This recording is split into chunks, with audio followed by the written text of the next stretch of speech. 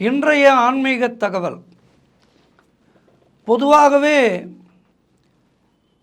நம்மில் பல பேருக்கு இந்த இல்லாமை என்கின்ற ஒரு கொடுமை அது இன்றைக்கு ஓரளவுக்கு நிவர்த்தியாகி இருக்கின்றது என்றாலும் இன்றைக்கும் ஒரு சிலர் வறுமையிலே தான் வாழ்ந்து கொண்டிருக்கின்றார்கள்.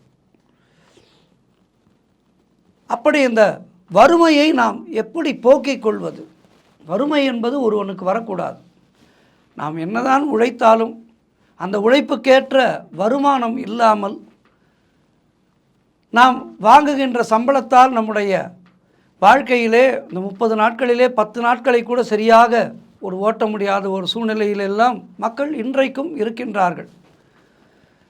அது மிகவும் வருத்தத்துக்குரிய ஒரு விஷயம் என்றாலும் இதனை எப்படி நாம் போக்கிக் கொள்வது? ஆன்மீக ரீதியாக ஆன்ம பலம் என்பது ஒருவனுக்கு எப்போதுமே தேவை. எது நடந்தாலும் அது விதிப்படி நடக்கின்றது, நாளை நிச்சயம் நல்ல ஒரு விடியல் நமக்கு கிடைக்கும் என்கின்ற அந்த பரிபூர்ணமான நம்பிக்கை நம்மிடம் இருக்கின்ற வரை நம்மால் முயற்சிகளை எடுக்க முடியும். முயற்சிகளை தொடர்ந்து செய்து கொண்டே இருக்கின்ற பட்சத்திலே ஒரு நாள் வெற்றி என்பது நிச்சயமாக நம் கைக்கு வந்து சேரும்.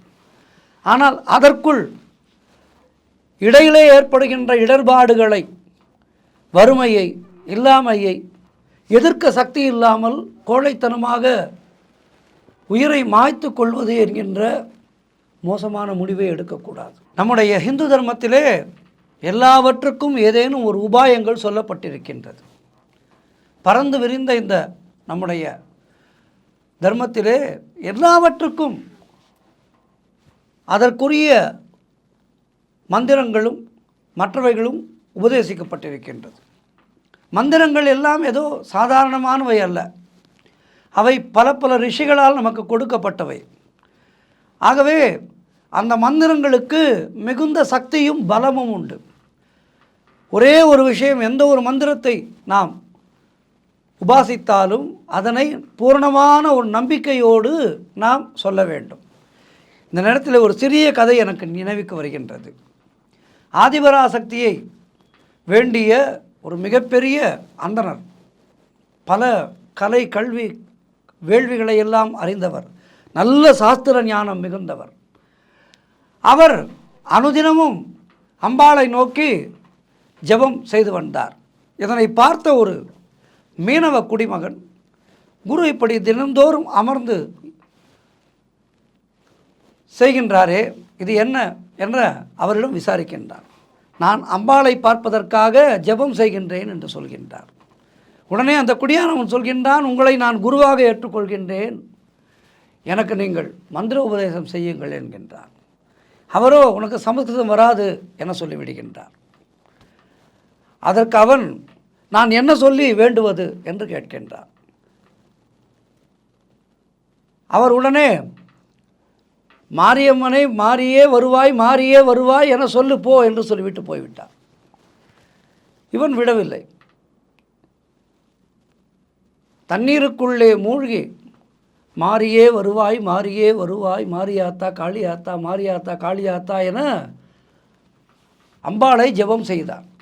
ஆச்சரியம் என்னவென்றால், பல்லாண்டு காலமாக தன்னுடைய ஜெபத்தினால் பார்க்க முடியாத அந்த அந்தணருக்கு தாயவள் இந்த எளியவனுடைய அந்த மாரியாத்தா காளியாத்தா என்கின்ற மனப்பூர்வமான மந்திரத்தை ஏற்றுக்கொண்டு உடனடியாக காட்சி கொடுத்தார். இது நடந்த ஒரு வரலாறு. ஆகவே தெய்வத்துக்கு பாஷை முக்கியமல்ல, பக்தி முக்கியம்.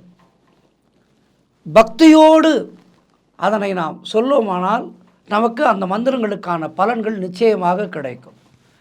வறுமையை போக்குகின்ற ஒரு ஐஸ்வர்ய லட்சுமி மந்திரத்தை பற்றித்தான் இன்றைய நாளிலே நாம் பார்க்க இருக்கின்றோம். கடன், வறுமை.